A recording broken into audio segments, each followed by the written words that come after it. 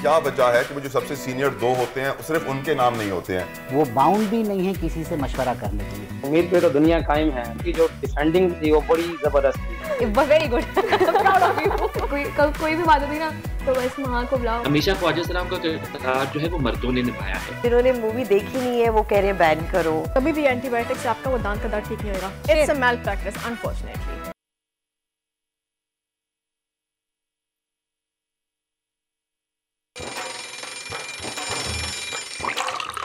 आजकल जिंदगी ही सुबह आउट ऑफ कंट्रोल है, दुनिया बोल है, मेरी दुनिया बोल है।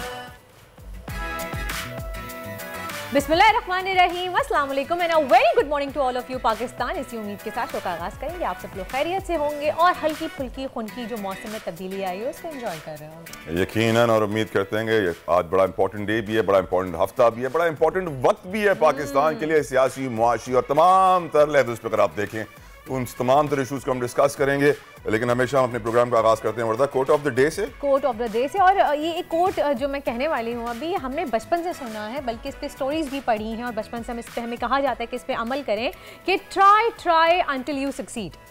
ये बचपन से हम सुनते आ रहे हैं और ये हमारी रियल लाइफ में कितना इम्प्लीमेंट करता है, तो कितना मेरे ख्याल से हम ये मीनिंगफुल है। कायदे आज़म मोहम्मद अली जिन्ना रहमतुल्लाह अलैह की उससे सुनते आए ना कि काम काम काम नहीं, काम तो है, लेकिन एक ये बहुत ही फेमस स्टोरी है ट्राई अंटिल यू सक्सीड। आप उसको भी ऐसे ले सकते हैं क्योंकि हमने कल जो मैच देखा अगर तलहा आपने, तो फिर आप ये बात सवाल मुझसे नहीं करते, क्योंकि कल जिस तरह से सऊदी अरब ने अर्जेंटीना को हराया है और जिस तरह से मैच जीता है, वो ट्राई तो अर्जेंटीना भी कर रहा था, मेसी भी कर रहा था, वो क्यों नहीं सक्सेस हासिल कर सके? लेकिन सऊदी अरब हमेशा से एज ए अंडरडॉग टीम खेलता आया है फीफा में।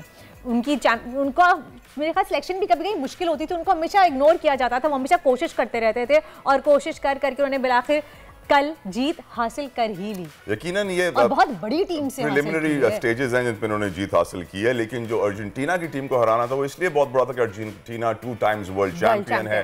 मेसी जैसे स्टार्स अर्जेंटीना के लिए खेल रहे थे और प्रेशर बहुत ज्यादा था। पहला मैच था सऊदी अरब का, तो स्टार्ट बड़ा अच्छा लिया है, जिसकी वजह से आज उन्होंने आम छुट्टी का भी ऐलान कर दिया अपने मुल्क में। सऊदी अरब में आज सब आराम कर रहे हैं और एंजॉय कर रहे हैं, जश्न मना रहे हैं। क्योंकि सऊदी अरब वाले बहुत खुश हैं, डेफिनेटली खुश होना भी चाहिए। और जब इस तरह की बड़ी एक वर्ल्ड चैंपियन टीम को 2 दफ़ा हराएंगे, तो 2 दफ़ा चैंपियन बन चुकी तो फिर छुट्टी तो बनती है और खुशी मनाना भी बनती है। तो अब नजर डालते हैं फिलहाल आज की टॉप स्टोरीज पर। डाला अहम तैनाती के अहम दिन करीब, वजीर आजम हाउस को समरी मौसूल हो गई। सियासी बहरान में ठहराव आएगा या नहीं, खान साहब ने पिंडी टेस्ट भी मुतासर ना होने की यकीन दहानी करा दी। दुनिया फुटबॉल का बड़ा तारीखी अपसेट, सऊदी अरब ने दो बार की आलमी चैंपियन अर्जेंटाइन को हरा दिया। तारीखी फतह के बाद कतर भर में जश्न, सजदा शुक्र की तस्वीर सोशल मीडिया पर वायरल हो रही हैं। कोई मुकाबिल नहीं दूर तक, बल्कि बहुत दूर तक। ताइक्वांडो की दुनिया में पाकिस्तानी लड़कों के बाद लड़कियों की धूम, 2 कांसी 1 चांदी का तमगा ले आई। पाकिस्तानी बेटियों से आपकी मुलाकात होगी आज शो में। दुनिया भर में एंटीबायोटिक से आगाही का हफ्ता, दांतों के अमराज पर जरासीम कुछ अद्वियात गैर मौसर हो रही हैं। वजह क्या है, जानेंगे आज के शो में। एंटीबायोटिक्स बहुत ज़्यादा आम होती जा रही हैं। इनफैक्ट इंटरनेशनली अगर कहा जाए तो वहाँ पे कहते हैं कि आपको दांतों की तकलीफ के लिए एंटीबायोटिक का इस्तेमाल करना ज़रूरी नहीं है, लेकिन हमारे यहाँ एंटीबायोटिक्स ही दी जाती हैं। तो अब इसमें हम शो में जानेंगे आज की क्या होने वाला है। वो दुनिया में होता है ना, वो हमारे यहाँ वर्दा 15-20 साल बाद होता है। हमेशा वहाँ पे जो चीज़ डंप होती है, टेक्नोलॉजी वहाँ पुरानी होती है, वो यहाँ आती है। जो चीज़ वहाँ पे मालूम हुए हुए 10 साल हो जाते हैं, वो हमारे यहाँ बाद में मालूम पड़ता है। तो हम हमेशा लेट हैं ट्यूबलाइट की तरह। फिलहाल टॉप ट्रेंड्स पर नजर डालते हैं, क्योंकि हम टॉप ट्रेंड के मामले में हम ट्यूबलाइट नहीं है। टॉप ट्रेंड के मामले में आप सिर्फ ट्विटर के टॉप ट्रेंड्स दिखा रही हैं, इंस्टा के भी दिखाइए, फेसबुक के भी दिखाइए, बस आप ट्विटर के पढ़ दीजिए। अब तलहा की डिमांड पे अब कल से हम फेसबुक के और इंस्टा के जो है वो टॉप ट्रेंड भी चलाएंगे। सही है, ये मुदस्सिर से मैंने कह दिया, मुदस्सिर से हम बात करेंगे और हम इंशाअल्लाह कल से इस पे इम्प्लीमेंट भी करेंगे तलहा। लेकिन फिलहाल अल सऊदी और अर्जेंटाइन जो है वो टॉप ट्रेंड कर रहा है। और वो क्यों कर रहा है, हमें पता है कि सऊदीया ने अर्जेंटाइन को हरा दिया है और अब तक 21 लाख से ज़ायद सारिफीन ट्वीट कर चुके हैं और ये हिस्टोरिकल फतह है सऊदी अरब के लिए। और पाकिस्तान समेत सब लोग जश्न मना रहे हैं। मलीर में भी और लियारी में भी बहुत जश्न मनाया गया है। यकीनन साथ साथ जो पोलैंड का मैच हुआ था वो भी बड़ा, पोलैंड वर्सेस मेक्सिको, बड़ा इंटरेस्टिंग मैच था क्योंकि दोनों बहुत भारी टीम थी। पोलैंड के कैप्टन रॉबर्ट लेवेंडोव्स्की थे जिन्होंने पेनल्टी मिस कर दी, उनको बड़ा अच्छा मौका मिला लीड लेने का, मैच जीतने का। लेकिन पोलैंड मैच जीत नहीं सका। 0-0 से वो मैच बराबर रहा। और इस वक्त जो प्रोड्यूसर्स आपको स्क्रीन पे दिखा रहे हैं वो यही है कि Argentina, FIFA World Cup, Saudi Arabia, Messi, Raheel की स्टोरी आपको मालूम है क्यों ये ट्रेंड कर रहा है? क्यों कर रहा है? ये वो लड़का है जो 11 लड़कियों के साथ अफेयर चला रहा था, फिर पकड़ा गया और फिर उसको सबने बेनकाब किया है। लेकिन हम मेसी को प्रेफर करेंगे कि मेसी जो है वो टॉप ट्रेंड पे हैं, वो फिर भी 5वें नंबर पे आ रहे हैं। ऐसी स्टोरीज को हम अवॉइड करें, ज़्यादा बेहतर है। सुबह सुबह थोड़ा हैप्पी मूड से आते हैं। मेसी की सूरत हाल देखें आप फिलहाल क्या है। जब मेसी का एक एक्सप्रेशन है, जब वो सर पे हाथ रख लेते हैं तो कहते हैं कि बस गेम इज़ ओवर नाउ। और आप देखें मेसी भी ट्रेंड कर रहे हैं। ये इस एक्सप्रेशन की मैं बात कर रही थी। जिस वक्त मेसी सर पकड़ लेना अपना तो समझ जाएं बस गेम उनके हाथ से निकल गया। और कल ऐसा ही हुआ देखने को मिला हमें। और मेसी को हराना बहुत बड़ी बात है वैसे। यकीनन दुनिया के दो सबसे बड़े प्लेयर मेसी एंड रोनाल्डो जिस टीम में होते हैं। लेकिन आपको एक और फुटबॉल की बड़ी खबर भी यहाँ देनी चाहिए थी, लेकिन प्रोड्यूसर साहब उससे शायद कनेक्टेड ना हो।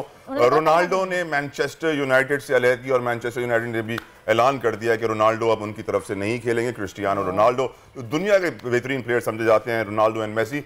रोनाल्डो ने अब मैनचेस्टर यूनाइटेड को खुदाफिज कह दिया है क्योंकि पहला सीजन बहुत बुरा था। दूसरे सीजन में उन्होंने एक इंटरव्यू दिया जिस इंटरव्यू के बाद काफी तनकीद का निशाना बने और दुनिया के महंगे तरीन प्लेयर रोनाल्डो अब मैनचेस्टर यूनाइटेड की शर्ट पहने हुए आपको नजर नहीं आएंगे, ना उनकी टीम को रिप्रेजेंट करते हुए नजर आएंगे। That's another big news from the football field. बहुत ही एक बड़ी न्यूज़ थी। आगे चल के हम मजीद फुटबॉल की दुनिया से काफ़ी सारी खबरें आप तक पहुंचाएंगे, लेकिन फिलहाल जो हमारी सियासत चल रही है उसकी खबरों से आपको आगाह कर दें। सूरत हाल तो वही है कि रावलपिंडी में पाकिस्तान तहरीक इंसाफ का हकीकी आज़ादी मार्च की तैयारियां उरूज पे पहुंच गई हैं। तहरीक इंसाफ के रहनुमा तारीखी साज इज्तिमा के लिए पुरुमीद हैं और उम्मीद जाहिर की है कि हफ्ते वाले दिन रावलपिंडी में लाखों अफराद मौजूद होंगे और तहरीक इंसाफ जुम्मे की सुबह तक फैजाबाद में खैमा बस्ती कायम करने का भी इरादा रखते हैं। यकीनन असद उमर साहब ने कल ऐलान किया था, लेकिन at the same time we know कि 26 को अहम तैनाती का दिन है। ऐलान होगा, बहुत बड़ा दिन है और तमाम तर नजरें उस तरफ होंगी कि इसका चुनाव किया जाता है। लिस्ट बताया जा रहा है कि भेज दी गई है, समरी मूव हो चुकी है। नाउ लेट्स सी 26 को क्या होता है। लेकिन बड़े प्यारे मेहमान भी हमारे साथ स्टूडियो में वर्दा मौजूद हैं। अनवार अदनान जाफरी साहब हमारे साथ हैं, तजियाकार, उन्होंने हमें ज्वाइन किया हमारे शो में सुबह सुबह। So thank you so much Jafri साहब, अस्सलाम वालेकुम एंड वेलकम टू दुनिया बोले। और खास तौर पे सुबह सुबह आपकी आमद का बहुत बहुत शुक्रिया। Pleasure is mine. तो अखबार वालों के लिए मुश्किल होता है सुबह उठना। अच्छा जाफरी साहब ये बताएं कि अहम तैनाती का दिन करीब आते चले जा रहे हैं। ऐसा लग रहा है कि अहम तैनाती की वजह से पूरा सिस्टम रुक सा गया है और कहीं ना कहीं देखने में भी आ रहा है कि पाकिस्तान तहरीक इंसाफ जो है वो बैक स्टेप हुई है, स्टेप बैक किया है उन्होंने एक। और जो अग्रेशन था खान साहब का वो एकदम थोड़ा सा साइलेंट मोड पे आ गया है। वो इसमें मज़ीद कुछ कहने की गुंजाइश नहीं है, इसलिए कि इससे क्लियर हो गया ना कि ये वो डिसीजन है जो मुल्क चलेगा या नहीं चलेगा इस पर इन्हिसार करता है। ठीक है ना। तो जितनी भी इसमें कयास आराई कह लीजिए आप, जितनी भी बातें कि नहीं इनका कोई रोल नहीं, कुछ नहीं, रोल तो है। ठीक है ना। और ये अहम तरीन है। बैक स्टेप से मैं एग्री नहीं करूँगा। वो इमरान खान जैसा एक जीरक सियासतदान जो है उसने बैक स्टेप पीछे हटने को कह रही हूँ, बैक स्टेपिंग को नहीं कह रही। नहीं, मैं उसी की बात कर रहा हूँ। स्टेप बैक उन्होंने पीछे, वो उसी की मैं भी बात कर, मैं समझ गया था। नहीं, उन्होंने पीछे नहीं लिया है। उन्होंने इस वक्त एक दानिस्ता तौर पे एक अच्छा मूव किया है क्योंकि एक तो पिंडी टेस्ट जिसका भी आपने जिक्र किया है, ठीक है ना, एक मेहमान टीम आ रही है, वर्ल्ड चैंपियन है वो। उनके जो यहाँ पे एम्बेसडर हैं उन्होंने भी मुलाकात की है उनसे, पाकिस्तानी अथॉरिटीज़ से कि भाई वो हमारी टीम आ रही है, उनको क्या गारंटी करते हैं उनकी सिक्योरिटी। तो इमरान खान ही himself being a great cricketer. Jafri साहब उन्होंने कुक हायर कर लिया है, वो कह रहे हैं हमारा बंदा ही खाना पकाएगा, आपका खाना हम नहीं खाएंगे। इंग्लैंड का पूरा स्टाफ अपने साथ कुक भी लेकर आ रहा है। इसकी एक और भी वजह है कि वो जो मिर्च मसाले खा लेते हैं ना, फिर बाद में जो उनकी तबीयत की नासाजी, इसका ताल्लुक सिक्योरिटी से नहीं। मेरा जाती सवाल इंपॉर्टेंट आपसे मुझे पूछना है जी। इस वक्त मुल्क के अंदर एक अहम तैनाती का जिक्र बहुत ज्यादा हो रहा है, समरी मूव हो गई है नए चीफ ऑफ आर्मी स्टाफ के लिए जी। नाउ द क्वेश्चन इज, हर तरफ मैं यही सुनता हूं कि ये एक जो सबसे सीनियर होता है उसी को बनाया जाता है चीफ ऑफ आर्मी स्टाफ। लेकिन फिर मैं ये सोचने पर मजबूर होता हूं जाफरी साहब कि क्या वजह है कि जो सबसे सीनियर दो होते हैं सिर्फ उनके नाम नहीं होते हैं, 4-5 के नाम होते हैं। जब बनना सबसे सीनियर ने है तो 4-5 के नाम भेजने का फायदा क्या? मुझे तो ये पूरा सिस्टम में एक बात मैं जानता हूँ कि वजीर आजम का जो है ना वो हरफ आखिर है इसमें, वो बाउंड भी नहीं है किसी से मशवरा करने के लिए। यानी कि अगर वो कर लेते हैं तो वेल एंड गुड, लेकिन कोई ऐसी बात नहीं। तो जो उन्होंने जो 6 नाम की बात की, तो सीधी सी नाम देते ही क्यों है इन दैट सेंस? जो मैं भी इस चीज़ आई फेल टू अंडरस्टैंड कि ऐसा होता क्यों है, क्योंकि ये सवाबदीद है वजीर आजम और किसी की नहीं है। ये मैं आपको पाकिस्तानी जब वज़ीर आज़म का ही डिसीजन है तो फिर 6 नाम देने की समझ में नहीं आई एग्री विद दैट। फिर तो एक नाम देने की क्या है, जब वज़ीर आज़म से पूछ लेंगे भाई आप किसका नाम लेना पसंद करेंगे, तो एक फॉर्मेलिटी है आएगी जिसको पूरा किया जाता है, खाना पूरी है, एक रीत कह लीजिए, एक रीत है। और उसमें वो पूछ लें अपने दाएं बाएं जो लोग हैं या अपने भरोसे के जो लोग हैं, तो वो चाहिए ना भी करें तो वो he himself is empowered to do this. और 26 तारीख को इमरान खान का रावलपिंडी में पहुंचना, 26 तारीख को अहम तैनाती होना, बड़ा इंपॉर्टेंट डे होगा 26। जी हाँ, वो ये 2 और 6 जो है मिला के वो है तो अहम। 2 और 6 मिला के क्या आदात किस लिहाज से अहम बनेगा ये आपको याद आ गए होंगे। मुझे जाफरी साहब याद आ गए यहाँ पे, कनान भाई क्योंकि वो एस्ट्रोलॉजी के हिसाब से बताते हैं, वो उनसे पूछेंगे हम। लेकिन मईशत इस वक्त हमारी डूबती जा रही है, 75% हम करीब आ गए हैं डिफ़ॉल्ट होने के। इस वक्त जो सूरत हाल चल रही है हमारी मईशत की, उसमें इलेक्शन होना तो बहुत ही ज़रूरी हो गया है क्योंकि हुकूमत से मईशत संभल नहीं रही है। डार साहब को लेके आए तब भी कोई फ़ायदा नहीं हुआ, एक्सपीरियंस हुकूमत बन के आए, खान साहब की हुकूमत को ख़त्म किया, पाकिस्तान तहरीक इंसाफ की कीजिए, अनएक्सपीरियंस हुकूमत है, हम तजुर्बेकार लोग हैं, लेकिन तजुर्बा तो फेल हो गया यहाँ पे आके। देखिए मईशत और जो सियासी बहरान है इसका वाहिद हल तो इलेक्शन है, इस पर सब मुत्तफ़िक़ हैं। वो लोग जो मतलब बात इसको काउंटर कर रहे हैं ना, वो भी from deep from with in वो जानते हैं कि हाँ मुल्क चल नहीं रहा, ठीक है ना, रेंग रहा है। अच्छा, मईशत क्योंकि दामन वक्त में इतनी गुंजाइश भी नहीं है कि हम तफसीलन बात कर सकें, तो मुख्तसरन मैं आपको बता देता हूँ। मेरी एक अदना सी जो राय है या मेरी अदना सी रिसर्च है, वो 6 ऐसी बुनियादी नुकात हैं जिसकी वजह से हमारी जो मईशत है दैट इज़ इन टैटर्स, ठीक है ना। एक तो लो ग्रोथ, ठीक है, दूसरा आपका हो गया हाई इन्फ्लेशन, ठीक है, तीसरा हो गया आपका एक्सटर्नल फिस्कल डेफिसिट, सही है ना, चौथा हो गया आपका डिटेरिएटिंग एक्सटर्नल बैलेंस पोजीशन, पांचवा हो गया आपका फॉरेन इन्वेस्टमेंट, एंड छठा बट नॉट द लीस्ट आपका अनएम्प्लॉयमेंट। 6 हो गए, ठीक है। अब वो हम जिसे कहते हैं ना लकी 7, इसमें 7वां वो एक इस वक्त कल आएगा जिसका हम और आप इंतज़ार कर रहे हैं, जिसके हम और आप मुंतज़िर हैं, दैट इज़ मुस्बत तब्दीली। तब्दीली आएगी कब, आने दी जाएगी, नहीं दी जाएगी? हमने पहले भी तब्दीली का सोचा, उन्होंने कर दिया था, लकी 7 दूसरा कर देंगे, बाकी भी बचेगा। लेकिन फिलहाल हालात बहुत बुरे हैं इस वक्त आलमी मंडी में। ऑप्टिमिज्म कहां से लाए हैं आप सर? मैंने तो आपको अपनी वो नुकात बता दिए। देखिए सिचुएशन इस वक्त जो लोग कहते हैं ना कि अभी बदतरीन, इससे ज्यादा बुरी नहीं हो सकती, बेहतरी की तरफ तो जा सकती है, क्यों नहीं हो सकती? मजीद नीचे डिफॉल्ट हो सकते हैं ना? क्यों? हाँ, ऑफिशियली अब डिफॉल्ट अनाउंस हो सकते हैं। आपकी नजर में डिफॉल्ट करेंगे नहीं? क्रेडिट डिफॉल्ट स्वाप जो 75% पे वो तो मसला नहीं है ऐसे। पाकिस्तान तहरीक इंसाफ की हुकूमत तब भी कहा था कि बदतरीन सूरत हाल है, इससे ज़्यादा बुरे हालात नहीं हो सकते। अब इस हुकूमत में खड़े हुए इसमें भी कह रहे हैं कि बदतरीन सूरत हाल है, इससे बुरे नहीं हो सकते। पाकिस्तान तहरीक इंसाफ की हुकूमत में डिफॉल्ट वाली सिचुएशन बिल्कुल नहीं थी, 15% पे यह इसलिए मैंने कहा, तला साहब ने जो बात की, जतोई साहब ने, कि अब इससे बुरा क्या होगा, क्योंकि हम तो उस नहज पे खड़े हैं और अल्लाह ताला रहम करे, क्योंकि श्रीलंका से अगर हो गया खुदा ना खास्ता, उससे बदतर पोजीशन इसलिए होगी कि वहाँ के जो बैंक्स थे ना वो इन्हिसार नहीं कर रहे थे किसी फॉरेन इन्वेस्टमेंट में। हमारा एक सबसे बड़ा जो कोर इशू है, आवर बैंक्स आर नॉट मतलब ready to face this crisis. खुदा न खास्ता करे होता है, बहुत बुरा हो जाएगा। इससे I stand by what I said, इससे बुरा नहीं हो सकता। अब बेहतरी की तरफ तो है, तो ये है कि बारगाह रब्बुल इज़्ज़त में 10 बदवा हूँ और पाकिस्तान के लिए और सब। तो मईशत की बेहतरी कोई गुंजाइश नजर आती है आपको कि हो सकती है बेहतर या नहीं हो सकती है? जस्ट ऐसे ही चले जब तक हुकूमत कोई इलेक्शन नहीं, ना उम्मीदी तो नहीं सिखाता हमारा जो दीन है, ठीक है ना। बेहतरी हो सकती है और इनकी जो चेहरे की मुस्कान है जतोई साहब की, दिस सेज ऑल। देखें बेहतरी कैसे आएगी, बेहतरी इंसान ही लेके आते हैं ना। तो जब आप किसी मनसब पे ऐसे आदमी को फायज नहीं करेंगे कि जो मुल्क का हमारा और आपका सोच रहा है, बेहतरी नहीं आएगी। बेहतरी क्या है? कोई बेहतरी आसमान से नहीं टपकती, ठीक है ना। हमारी आपकी एफर्ट्स है ना। एक बच्चा है वो इम्तिहान में मेहनत करता है, कामयाब हो जाता है। दूसरा है वो वक्त का ज़िया करता है, वो कामयाब नहीं होता। It's as simple as this, है ना। जो मुमतहिन है वो किसी ख़ास बच्चे का तो वो नहीं करता ना, नुकसान करता, वो टारगेट नहीं करता। उसके सामने पर्चा आया, अच्छा लगा उसे नंबर दे दिए, नहीं अच्छा लगा उसे नंबर नहीं दिया। जाफर साहब ये बताइए, क्या फॉरेन डोनर्स बिलखुसूस IMF हमारा दोस्त है, हमारा दुश्मन? क्योंकि मैं देख ये रहा हूँ कि IMF हमें 2-2 रुपए देके हमारी गाड़ी को चला तो रहा है, लेकिन गाड़ी को स्टेबल नहीं कर रहा। ये लोग अपने इदारों के लिए 100 बिलियन डॉलर निकाल लेंगे, पाकिस्तान को चलाने के लिए 1.5 बिलियन, 1 बिलियन, 500 मिलियन निकालेंगे। सवाल आपसे मेरा ये है कि क्या फॉरेन डोनर्स पाकिस्तान को सही राह पे लाना चाहते हैं? वो हमारे दोस्त हैं या दुश्मन?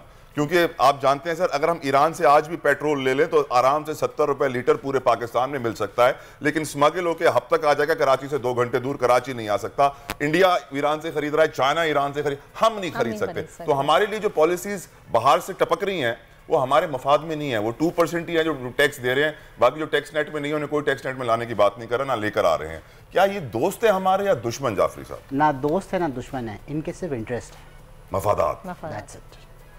क्योंकि आलमी मंडी में तेल की कीमतों में कमी आई है, हम उस चीज़ से मुस्तफ़िद नहीं हो सकते। पिछले 10 माह की जो आप अगर देखें पूरा उसकी जो ग्राफ उठा के देखें तो उससे सबसे ज़्यादा लोएस्ट रेट पे आ गई है आलमी मंडी में तेल की कीमत है। ये आपने मेरी बात को ना इंडोर्स कर दिया है। वो खुलूस नीयत नहीं है।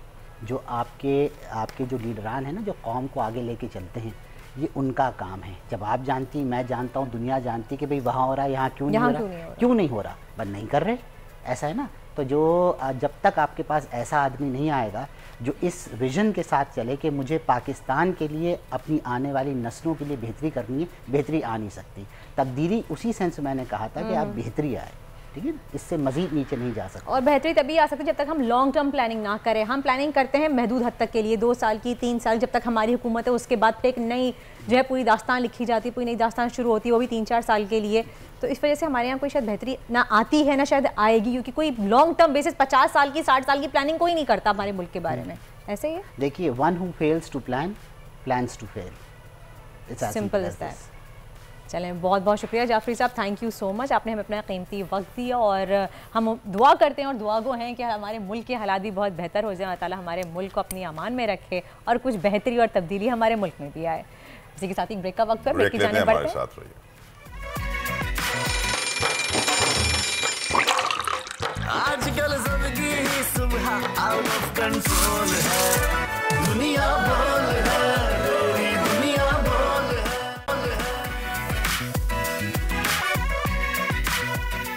Welcome back after the break. आप देख रहे हैं दुनिया बोल है और फीफा वर्ल्ड कप का फीवर सर चढ़ के बोल रहा है। और तला, आपके पास काफी सारी न्यूज़ हैं। न्यूज़ तो वही हैं जो हम बता चुके हैं। आज जो कल मैचेस हुए थे इंपॉर्टेंट, सऊदी अरब के, अर्जेंटीना के, पोलैंड के, लेकिन डिस्कशन के लिए फीफा के ऊपर हमारे साथ इस वक्त मौजूद हैं फैसल इकबाल। आप साबिक कैप्टन हैं पाकिस्तान फुटबॉल टीम के। Faisal, thank you so very much for joining us. Faisal, पहला सवाल जो मैं आपसे पूछना चाहूँगा वो फुटबॉल से जुड़ा हुआ नहीं है। वो सवाल ये है कि आजकल हम टेलीविजन पे देखते हैं फैसल, हर कोई जो है ना वो बस रात को सो के सुबह उठता है और फुटबॉल का तज्जियाकार बन जाता है। और फिर सोशल मीडिया पर मैं बहुत सारे ऐसे अपने दोस्तों के रिमार्क सुन रहा होता हूँ कि भाई समझ तो लो, सीख तो लो, फिर बात करो, थिंक बिफोर यू स्पीक। तो आजकल जो है वो जो नौमौलूद फुटबॉल के तज्जियाकार हैं वो आपको कैसे लग रहे हैं फैसल?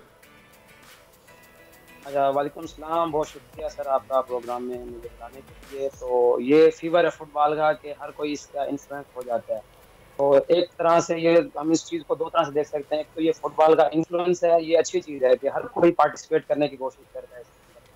हाँ, लेकिन यह है कि जब हम थोड़ा सा सीरियस नोट पे बात करते हैं किसी भी फुटबॉल के मैचेस के हवाले से या किसी कंपटीशन के हवाले से, उसके ऊपर बातचीत करने के हवाले से लाजमी बात है कि उस फील्ड के एक्सपर्ट्स उसके ऊपर आपके साथ जब बात करते हैं तो आपको एक उस मैचेस के अंदर से या उस टूर्नामेंट के अंदर से जो आप सीरियसली लेना चाहते हैं उसके ऊपर जब आप गुफ्तगू करना चाहेंगे तो लाजमी बात है कि आपको उस फील्ड के एक्सपर्ट्स बंदे चाहिए होते हैं। फैसल, हमारी टीम फुटबॉल वर्ल्ड कप कब खेलेगी? ये आपने बहुत ओपन एंडेड क्वेश्चन किया मुझसे। ये हमसे अक्सर ही क्वेश्चन किया जाता है जब हम लोग नेशनल टीम के साथ ट्रैवल करते हैं। एयरपोर्ट्स पर अक्सर हमें फैंस मिलते थे तो यार हमारी टीम कब पहुंचेगी फीफा वर्ल्ड कप के अंदर। तो मैं थोड़ा सा आपको एक चीज़ बता दूं कि यूरोपियन चैंपियंस, जो करंट यूरोपियन चैंपियंस है इटली फीफा वर्ल्ड कप का एक रेगुलर आउटफिट है, लेकिन इस वर्ल्ड कप के अंदर इटली की टीम मिसिंग है। तो बहुत से सवाल तो इटली की टीम से भी हो रहे हैं कि भाई ये क्यों नहीं पहुंची है। असल में इस चीज़ में हमें कुछ चीज़ समझने की ज़रूरत ये है कि जो फीफा वर्ल्ड कप है, नो डाउट कि ये 2022 में हो रहा है। इसके जो क्वालिफायर्स थे वो 2019 से स्टार्ट हो जाते हैं। लेट्स सपोज कि 2026 में जो वर्ल्ड कप आना है उसके जो क्वालिफायर्स होंगे वो 2023 से ऑनवर्ड स्टार्ट हो जाएंगे। तो एक बहुत लंबा प्रोसेस होता है कि हमारी जो कौम है वो बिल्कुल एट दिस स्पॉट आके पूछते हैं yes why not Pakistan is in the world cup. हम बिल्कुल जब वर्ल्ड कप का एक फीवर होता है हम उस टाइम पूछते हैं। जो पिछले 3-4 साल होते हैं जिसमें टीम ने प्रिपेयर करना होता है, उसने क्वालिफायर्स खेलने होते हैं, उस टाइम पर भी उम्मीद है कि हमारी टीम भी कभी खेलेगी कि नहीं? उम्मीद पे तो दुनिया कायम है, बस ये है कि हमें उस सिस्टम की जरूरत है, कंसिस्टेंसी की जरूरत है, राइट डायरेक्शंस में हमें अपनी चीजें तय करने की जरूरत है और उस पे सफर शुरू करना चाहिए। सफर बहुत लंबा है, लेकिन यह है कि हाँ जी, सिस्टम के बगैर तो कुछ मुमकिन नहीं है। सिस्टम के बगैर कुछ मुमकिन नहीं है। एग्जैक्टली फैसल, ये बताएं कि कल सऊदीया ने अर्जेंटीना को हराया। एक 2 दफा आलमी चैंपियन रह चुकी है अर्जेंटीना और उसको सऊदी अरब ने हराया, जो बहुत एक अंडरडॉग टीम थी। तो ये एक नया फीफा वर्ल्ड कप में एक नई टीम आने वाली है, अगर हम इस तरह से देखें इस चीज़ को, क्योंकि एक्सपेक्टेशंस बिल्कुल नहीं थी इस चीज़ की। इसको कैसे देखते हैं आप? जी बिल्कुल, बस ये मेरे लिए तो दोबारा से आपने गम ताज़ा कर दिया, क्योंकि मैं सपोर्टर हूँ अर्जेंटाइन का। तो नो डाउट के सऊदी अरब जो भी वर्ल्ड कप में टीम आई है ना, तो उसमें ये है कि वो फुली प्रिपेयर हो गया है। हम किसी से ये उम्मीद नहीं कर सकते कि ये अंडरडॉग्स हैं या ये बहुत फेवरेट्स हैं, क्योंकि ऑन द पेपर आपकी टीम जितनी भी स्ट्रांग होगी, उन्होंने जाके ग्राउंड में परफॉर्म करना है। तो जो ग्राउंड में जाके कोच की जो फिलॉसफी है, कोच का जो प्लान है, उसको प्रॉपर एग्जीक्यूट कर लेता है, वो टीम रिजल्ट लेके ग्राउंड से बाहर जाती है। कल हमने देखा कि Saudi Arab they played their heart out. वो ऐसा खेले कि जब उन्होंने 2 गोल्स कर लिए, उसके बाद मैंने देखा कि उनकी जो डिफेंडिंग थी वो बड़ी जबरदस्त थी। उन्होंने कोई भी अपना रास्ता नहीं दिया, उनको स्पेस नहीं दी कि अर्जेंटाइन दोबारा से गेम में इन हो सके। और दूसरा ये है कि सऊदी अरेबियन क्राउड्स उन्होंने अपना महसूस कराया कि ग्राउंड में मौजूद हैं। वो उन्होंने अपनी टीम के साथ मुसलसल, जैसे आप कहते हैं ना 11 प्लेयर ऑन द फील्ड होते हैं और 12वां आपका सपोर्ट होता है, जो ग्राउंड में होता है, जो आपको मैच में आपको लेके चलता है। तो सऊदी क्राउड ने भी कल बहुत अच्छा खेला। हाँ, ये है कि हम किसी भी टीम को ये नहीं कह सकते इस वर्ल्ड कप के अंदर के दे आर अंडरडॉग्स।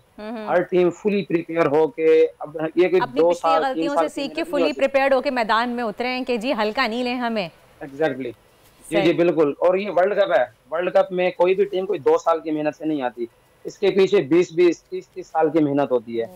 तो फैसल भाई, वो हम सारी मेहनत क्रिकेट पे करते हैं ना, फुटबॉल पे करने की क्या जरूरत है। इकबाल साहब बहुत बहुत शुक्रिया, thank you so much. Iqbal हमारे साथ मौजूद है, साबिक कैप्टन पाकिस्तान फुटबॉल टीम, और यकीन उन्होंने वाज़ेह कर दिया कि वर्ल्ड कप तक पहुंचना है तो वर्ल्ड कप से पहले जो 3 साल 4 साल होते हैं उसमें आपको क्वालिफायर्स का हिस्सा बनना पड़ता है, उसमें क्लियर होना पड़ता है।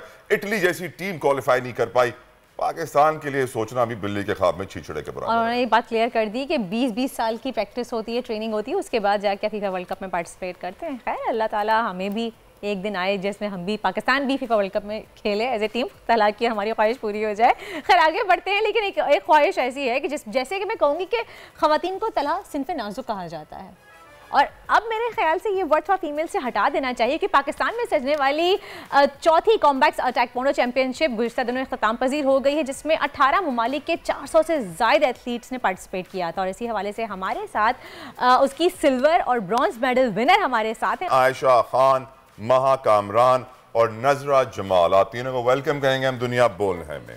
और सबसे पहले कंग्रेचुलेशंस, आपने पाकिस्तान का नाम जो है वो हमारे अपने मुल्क का नाम एक तो रोशन भी किया, आप आगे भी करेंगी इंशाल्लाह, अगर नेशनल लेवल पे भी खेलेंगी, फर्दर प्लानिंग्स हैं आपके? जी बिल्कुल आगे भी। और आपने सिल्वर जीता है और इन दोनों ने ब्राउन्स मेडल विन किया है। ब्रॉन्ज आपने सिल्वर किया है, इन्होंने ब्रॉन्ज किया है। ओके फाइन, उन्होंने सिल्वर किया, ब्रॉन्ज मेडल किया है। कितनी मुश्किलात, कितनी प्रॉब्लम की लड़कियों को हमेशा कहा जाता है कि मारपीट से दूर रहो। जी असल में मेरी जो अम्मी थी वो हमेशा इस चीज़ की बड़ी सपोर्टिव थी, और तकरीबन 5 साल पहले उन्होंने ही इस स्पोर्ट में मुझे कॉन्फिडेंस दिलाने के लिए डाला कि अम्मी अब्बू को मारती हैं घर पे? नहीं बिल्कुल नहीं बिल्कुल नहीं। तो उन्होंने ही इसमें डाला, और मेरे पेरेंट्स बहुत सपोर्टिव हैं इस चीज़ के मेरे, और बहुत वही करते थे कि नहीं तुम कर सकती हो, तुम कर सकती हो। अभी भी ये बहुत बड़ा एक चैम्पियनशिप थी, मगर उन्होंने बोला नहीं हम भेजेंगे, तुम कर सकती हो, तुम जाओ, और अल्हम्दुलिल्लाह फिर मेडल दिया। माशाल्लाह माशाल्लाह। महा अपनी स्टोरी बताइए, अम्मी अब्बू ने बोला, किसने बोला? लाइन में चलते हैं। वो कुछ कहना चाह रही है, मुस्तकिल 2 दफ़ा कुछ बोलते बोलते रुकी है। नहीं अच्छा, अम्मी अब्बू ने ही बहुत ज़्यादा सपोर्ट किया था, मेरे जो फादर हैं उन्होंने बहुत ज़्यादा सपोर्ट किया।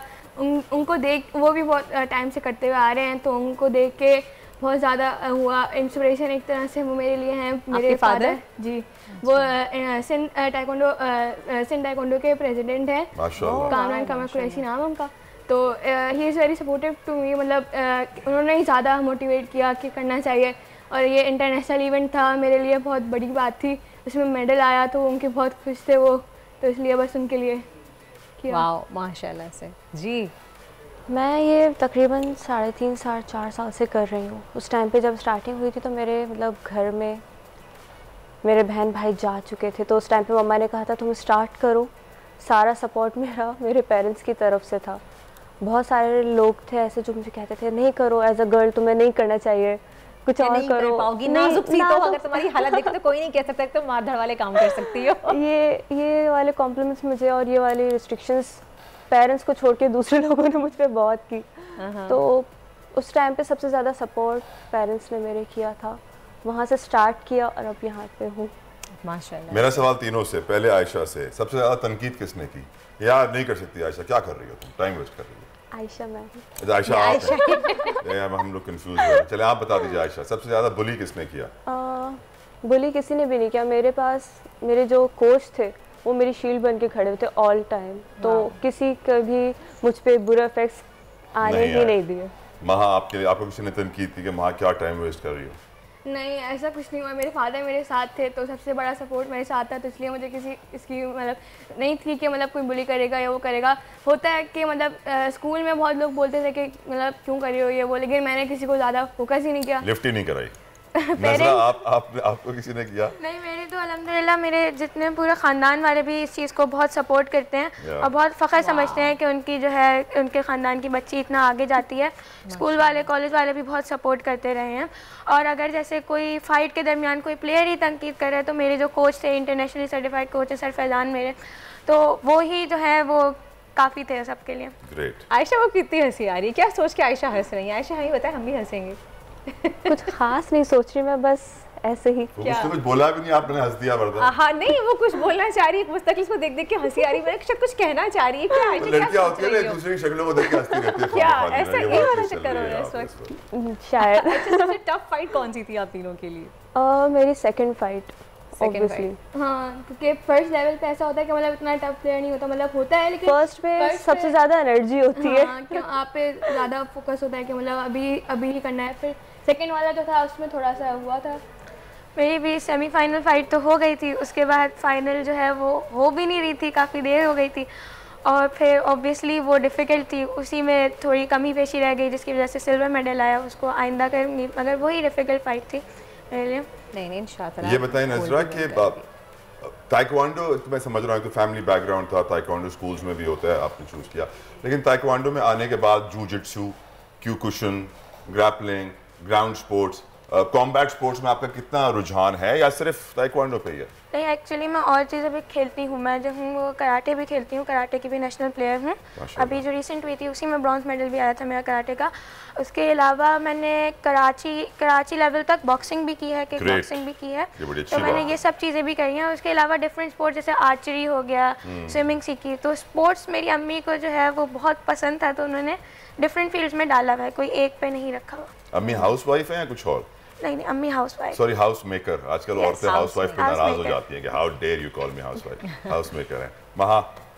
मैं स्कूल की तरफ से खेली है, मतलब बैडमिंटन हो गया, क्रिकेट भी खेला है, फुटबॉल, बास्केटबॉल, लेकिन ताइक्वांडो ज़्यादा मतलब मेन फोकस। बचपन में रेसलिंग तो नहीं देखी आप बड़ी हुई है? नहीं, अल्लाह का शुक्र है, सब एक्टिंग होती है, ड्रामा होता है, रेसलिंग। आयशा? मेरा पूरा फोकस ताइक्वांडो पे ही था स्टार्टिंग से ही। जो मेरी बेस थी, मैंने ताइक्वांडो से ही स्टार्ट किया था और ताइक्वांडो पे ही छोड़ा। क्यों, व्हाई ताइक्वांडो? इतना प्यार क्यों हुआ ताइक्वांडो से आप? खुद से हुआ है, किसी ने जबरदस्ती? स्पेशली लाइक उसकी फाइट्स देखना मुझे ऑल टाइम पे, अगर आप अब भी मेरा फोन उठाकर चेक करेंगे तो उसकी फाइट्स ही दिखेंगी, उसकी ट्रिक्स, डिफरेंट चीजें सिर्फ ताइक्वांडो से रिलेटेड मोस्टली मेरे पास। No other fighting style? मजा नहीं उसमें, आपको खून खराबा अच्छा नहीं लगता? हाँ, उतना मजा नहीं आता। तो ताइक्वांडो एक आपकी हेल्थ की तो स्पोर्ट्स अच्छा ही है, लेकिन ये आपके सेल्फ डिफेंस के लिए भी हेल्पफुल होता है बहुत ज़्यादा। कभी ऐसा कुछ वाकया हुआ तीनों के साथ, किसी के साथ के किसी ने तंग किया हो स्कूल में या आगे जाते हुए, तो आपने स्कूल में तो हाँ ये बहुत हुआ है वाकया होना चाहिए। Very good, proud of you. School में ये वाले अक्सर होता था, तो बच्चियाँ फिर डरने लग गई थी। At the end of the day ये होता था कि यार इससे दूर रहो, ये अच्छी नहीं है, ये मारते खाएं से दूर रहो। आप दोनों के साथ? नहीं, मेरे साथ तो बस नाम ही काफ़ी है कि हाँ इतने स्पोर्ट्स कर रहे हैं। ये वो है ना, नाम तो नाम ही काफ़ी है। आपके कोई छोटे नजरा जी ऐसा हुआ कि उनका झगड़ा हुआ हो तो वो आए बहन के पास, नजरा चलो मेरे साथ? नहीं, असल में वो खुद भी करते हैं। वो खुद भी करते हैं, तो वो खुद भी काफ़ी होते हैं। पूरा घर माशाल्लाह फाइटर है। तो खानदान में आपका घर फेमस होगा, सब डरते होंगे। जी जी, खानदान में जो है स्पेसिफिकली हम लोग ही करते हैं, तो खानदान में जो है वो मशहूर है। खानदान के बाकी दूसरे बच्चे इन घर के बच्चों से डरते हैं कि भाई फलाने घर के बच्चे आ गए, सब अपने अपने कमरों में चले जाओ, तंग नहीं करना। मेरे यही सीन था, पहले इतना नहीं था, मतलब फेमस, मतलब पहले करती थी लेकिन इतना नहीं था स्कूल वालों के साथ। मतलब फिर जब अभी 2-3 फाइट्स, मतलब इंटरनेशनल अभी मेडल लेने से पहले ही जब फाइट्स वगैरह हुई तो फेमस हो गए काफ़ी ज़्यादा, तो फिर सब बोलने लगे भाई वहाँ को बुलाओ, ये कोई भी बात होती ना तो बस वहाँ को बुलाओ, वहाँ से बात करेंगे। और मेरे जो छोटे बहन भाई हैं, वो जैसे आपने अभी बोला कि छोटे बहन भाई होगा कुछ होता है, तो वो लोग भी अभी इंटरनेशनल स्कूल चैंपियनशिप हुई थी, उसमें भी उन लोगों का गोल्ड लगा, तो उनसे भी खुद वो सब ऐसे ही डरते रहे। मतलब अच्छा, ये बात तो वाज़ेह है कि पाकिस्तान में taekwondo can not be a profession. आप अपना घर ताइक्वांडो से नहीं चला सकते। हाँ, क्रिकेटर बन जाए तो चला सकते हैं, बाकी कोई और खिलाड़ी अपना घर अपने खेल से नहीं चला सकता। तो क्या आयशा आप बड़े होकर क्या बनेंगी? ताइक्वांडोस्ट। पर उससे तो आपका बड़ी मुश्किल है कमाई करना, घर चलाना आयशा। ऐसा लगता है लेकिन ऐसा है नहीं। नहीं है ऐसा? क्यों कह रही हैं आप? अब स्कोप बन रहा है ताइक्वांडो का, पहले ऐसा नहीं था। अब फीमेल इंस्ट्रक्टर्स चाहिए भी होती हैं। मुझे एक इंस्ट्रक्टर बताएं जिनके ताइक्वांडो की वजह से लिविंग स्टैंडर्ड बहुत अच्छा हो, बहुत हाई लेवल जिंदगी गुजार रहे हो, घर में 2 गाड़ियां खड़ी हो, बंगला और नौकर, मेल फीमेल एनीवन। अशरफ ताई का नाम ले लें आप यहाँ पे। जिनको मैं जानती हूँ वो सब बहुत अच्छी लाइफ गुजार रहे हैं अपनी।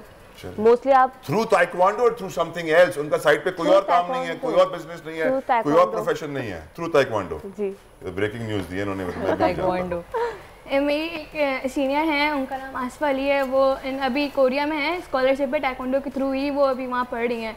और मतलब उनको देख के ही मुझे एक तरह से इंस्पिरेशन हुई थी कि मतलब करना चाहिए, गोल्ड मेडलिस्ट भी हैं, तो बस इसलिए वो बहुत मतलब अच्छा है। अच्छी बात है। आप तीनों को wish you all the best for your future, आपकी तमाम ख्वाहिशात पूरी हों, अल्लाह ताला आपको मजीद आगे लेके जाए, तरक्की दे, आमीन। और तलहा जैसे के साथ एक ब्रेक का वक्त हुआ चाहता है, ब्रेक लेते हैं, प्रोग्राम जारी रहेगा, हमारे साथ रहिए। ये ब्रेकिंग आजकल जिंदगी ही सुबह आउट ऑफ कंट्रोल है, दुनिया बोल है, तेरी दुनिया बोल है।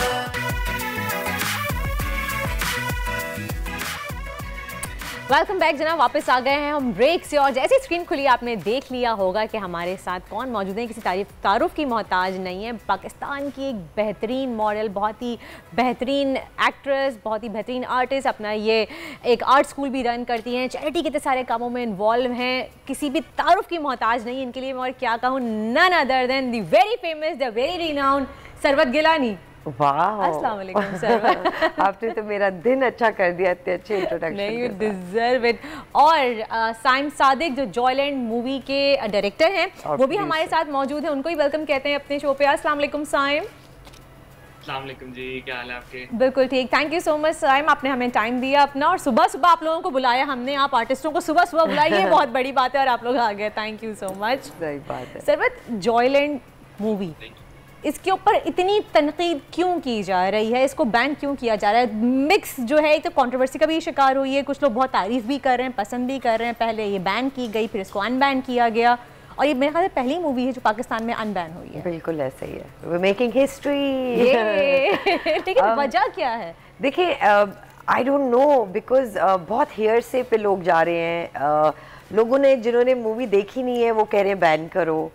इट्स लाइक आप किसी के घर रिश्ता डालने गए हो अगर, और आप कहें कि मुझे ये रिश्ता कबूल नहीं है, भाई आप तो उनको जानते ही नहीं हो उन लोगों को। तो बिल्कुल वो हमारे साथ हो रहा है कि लोगों ने, जिन्होंने पटिशन डाली है कि ये फिल्म बैन होनी चाहिए, those people have not seen the film, but thanks to the PM and जो कमेटी उन्होंने बनाई कि एटलीस्ट हमारी इस रिक्वेस्ट को उन्होंने रिव्यू किया कि ये बैन नहीं की जाए।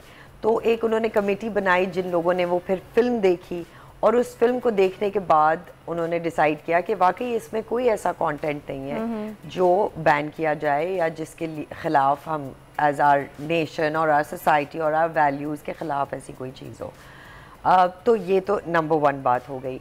अब क्योंकि ये सिंध में हुआ, और सिंध में हमने फिर और हम से मुराद हमारी टीम और नेशन, हमने ऐसी बैकिंग, हमने ऐसा खड़ा हो के अपना हक मांगना, लोगों से कभी ऐसे देखा नहीं था। नहीं। और हमें बहुत अच्छा लगा कि आर्ट्स की इस फील्ड को लेके हमेशा लोग सीरियस पॉलिटिकल उनके एजेंडाज के फिर भी पीछे खड़े होते हैं, लेकिन आर्ट एंड फिल्म के पीछे इतने लोग नहीं खड़े होते।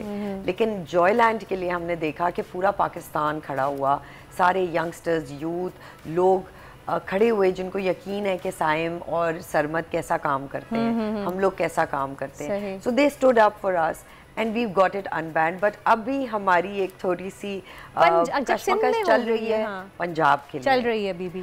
सिंध में Islamabad, Pindi, Karachi, Hyderabad, all these areas you can watch Joyland. Punjab के इलाके में, एंड इट्स सो अनफॉर्चुनेट, ये पंजाब के एक छोटे से घर की कहानी है, उस फैमिली की कहानी है। So a lot of the dialogue and the dialect is in Punjabi. So we would really want, क्योंकि मज़ा जो पंजाबी का है वो पंजाबी ही अंडरस्टैंड कर सकता है। और उनके लिए साइम को गुफ्तगू में शामिल करते हैं। Saim, my question to you is, बहुत सारी फिल्मों में, बहुत सारे थिएटर के ड्रामों में हमने ख्वाजा सराव के रोल देखे हैं, लेकिन कभी इतना बड़ा हवा बन के उसको इशू नहीं बनाया गया जितना जॉयलैंड को बनाया गया।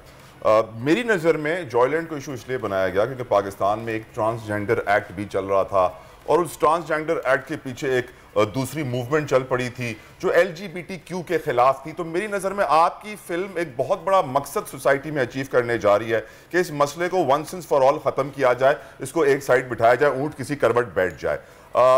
आपकी नज़र में क्या ये सही है जो मैंने कहा, या फिर कोई और सिचुएशन है जिसकी वजह से इशू क्रिएट किया गया? आई थिंक 2-3 चीज़ें हैं। एक तो ये कि ऑब्वियसली टाइमिंग थोड़ी अनफॉर्चुनेट है। ये बड़ी फ़नी मुझे बात लगती है कि कुछ जमात इस्लामी के लोगों को दिखाई थी फिल्म मेरे अब्बू ने, कि उनके जानने वाले थे, कुछ दोस्त थे वो, और उन्होंने भी देख के, हालांकि उनकी पार्टी ही ये मसला जो है वो शुरू हुआ था, उन्होंने भी देख के बोला कि हाँ आपकी फिल्म में तो कोई मसला नहीं असल में, लेकिन हाँ टाइमिंग थोड़ी अनफॉर्चुनेट है बिकॉज अभी कुछ हमारे लोग जो हैं वो ट्रांसजेंडर बिल के अगेंस्ट जो है वो बात कर रहे हैं। तो वो बिल की नहीं, आपकी आवाज थोड़ी सी कंप्लीट करें सर, कंप्लीट करें अपनी बात। कीजिए जी। Can you hear me now? Hear you, please complete. या so I think timing unfortunate होना, ये आई थिंक वाहिद चीज़ है जिस पे हम भी और जमात इस्लामी के लोग भी एग्री कर रहे हैं कि हमारी टाइमिंग थोड़ी अनफॉर्चुनेट है। यही फिल्म अगर 5-6 महीने पहले आई होती तो इसमें कोई ऐसा मसला तो था नहीं, हमें भी पता था पहले और बाकियों को भी पता है अब तो, क्योंकि बहुत सारे लोग जो है वो फिल्म देख चुके हैं और जो देख के निकल रहे हैं उनको भी यही लग रहा है कि अच्छा इस फिल्म में तो कोई मसला नहीं है, तो फिर इतना मसला हुआ क्यों?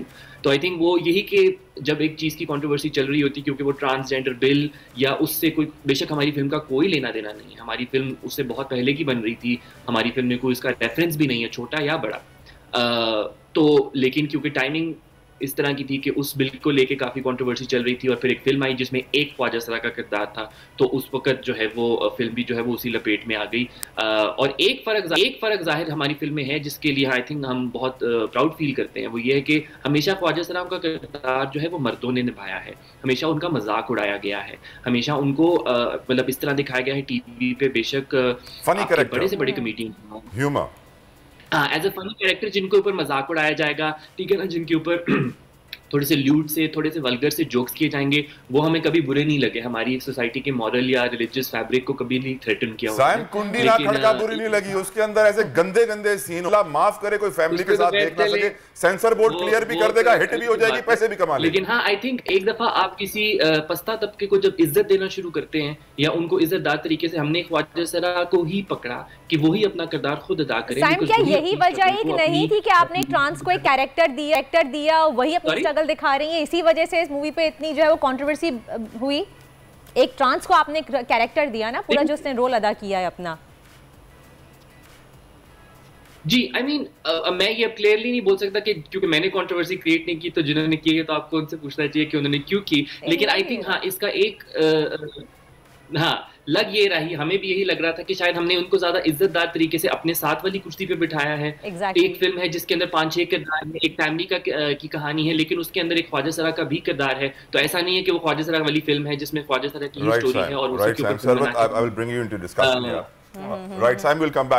सरवत, आप एक एक्ट्रेस, सिंगर, एंटरटेनर के अलावा एक सोशल वर्कर भी हैं। You work for education, you work for the rights of civilians in our society. बहुत जगह पे मैंने आपको देखा है। लोग ये सवाल पूछ रहे होंगे कि यार इस कंट्रोवर्सी से आपकी फिल्म को फायदा हुआ कि नहीं हुआ। मैं आपसे सवाल पूछना चाहता हूं, इस कंट्रोवर्सी से हमारी सोसाइटी पे क्या इम्पैक्ट आया, क्योंकि हम जानते हैं कि मजहब फरोशी इस दौर का सबसे बड़ा बिजनेस है।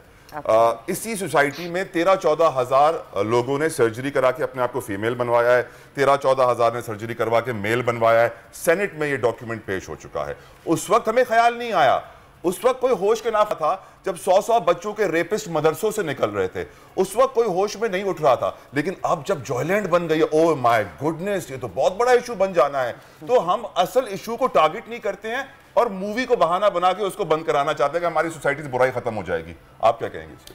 देखिए, आई फील दैट हम इग्नोरेंस में रहना चाहते हैं and we want to portray to be the best human being, the best society member, but हम वो प्रैक्टिस नहीं करेंगे। हम चाहते हैं कि हमें एक तमगा मिल जाए जो हम पूरी ज़िंदगी में वो लगा के हमें कुछ मेहनत ना करनी पड़े, हमें सफाई के लिए नहीं आवाज़ उठानी पड़े, हमें बाहर निकल के फ्लड विक्टिम्स के लिए कुछ ना करना पड़े, हम सिर्फ घर में बैठ के अपना वो तमगा पहने, मेहनत ना करनी पड़े।